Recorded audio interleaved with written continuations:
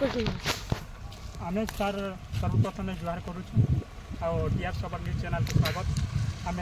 Zero ground रे बड़चिर गाँ रास्ता जोटा तेल नदी ब्रिज से रास्ता आम देखु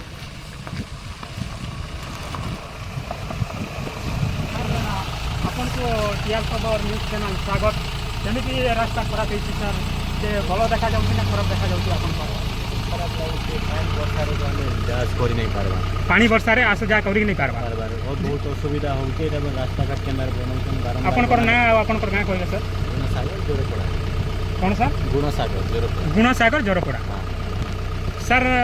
जमीती यहाँ रिपेयरिंग हवा दरकार ना नुआ रास्ता हवा दरकार रिपेयरिंग हवा नुआ रास्ता हेले भी हवा सब ब्रिज बनला हेले 2 वर्ष भी नहीं जाए रास्ता ब्रिज बनी रास्ता भी बनवार दरकार यहाँ फास्ट टाइम आरडी रोड होता ठीक अच्छे किसी तथ्य देते धन्यवाद। आम जीरो ग्राउंड दृश्य देखू देखो सर पूरा यहाँ ही बड़चिर गाँ सामना अच्छी से पटे हाईस्कलटा अच्छी किंतु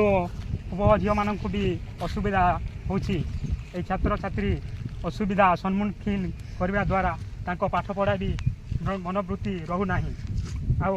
पाठ जिते पढ़ी रास्ता जावा आसवा कले किंतु भूली जाऊँच से पाठ पढ़ाटा